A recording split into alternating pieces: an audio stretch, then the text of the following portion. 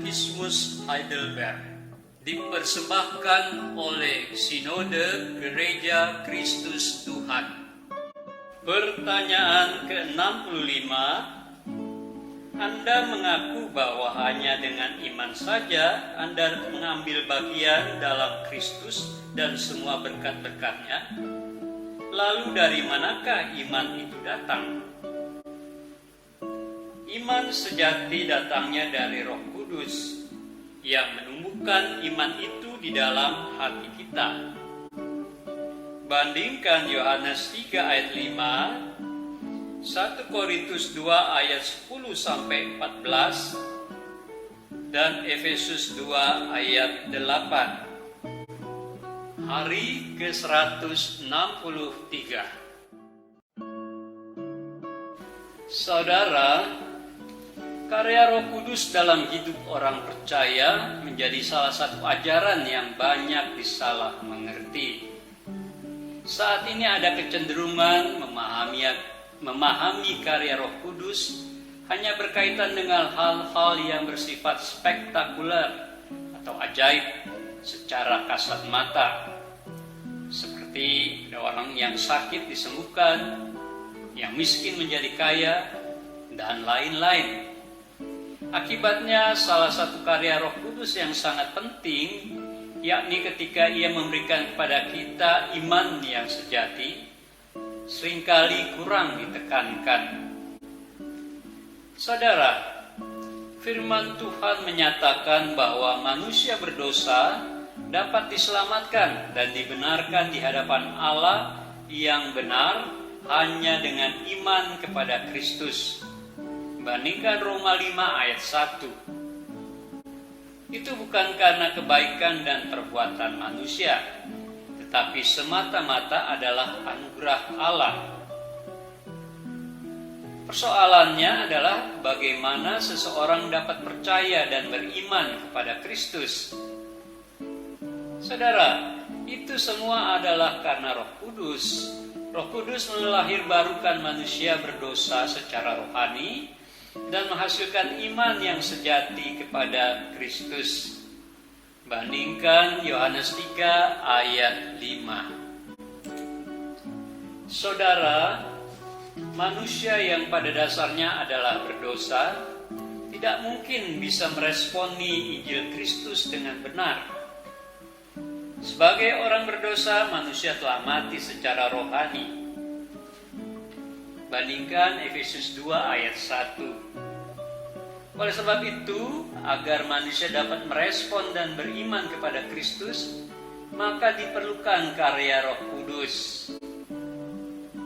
Saudara, melalui kelahiran baru, manusia yang mati rohani diberikan kehidupan rohani yang baru, sehingga mereka dapat beriman kepada Kristus. Dengan kata lain, Roh Kuduslah yang menjadi penyebab kita dapat beriman kepada Kristus. Saudara, ini adalah anugerah Allah. Bandingkan Efesus 2 ayat 8 dan 9, juga 1 Korintus 12 ayat 3. Melalui kebenaran ini, maka sudah seharusnya kita semakin menjadi rendah hati dan hidup penuh dengan syukur kepada Tuhan. Keselamatan kita dan segala berkat yang kita alami dalam Kristus semata-mata adalah anugerah Tuhan.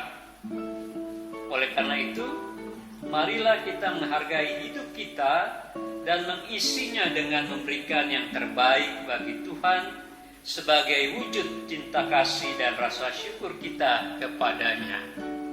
Puji Tuhan.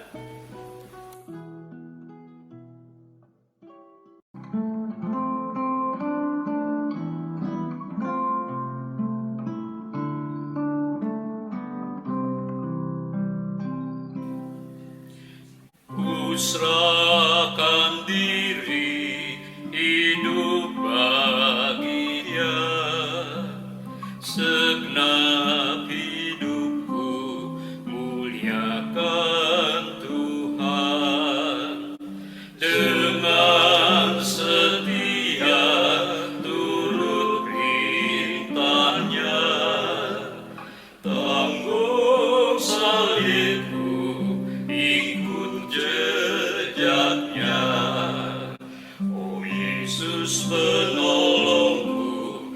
serahkan diriku, karena Engkau telah serahkan hidupmu gantiku.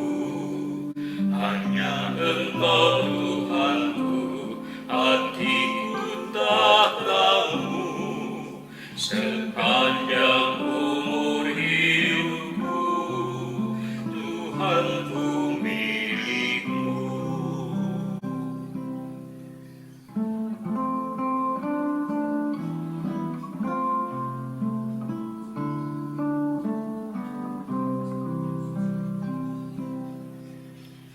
Oh Tuhan Yesus, mati gantiku, hapus dosaku, damai denganmu, untuk membalas cinta kasih-Mu.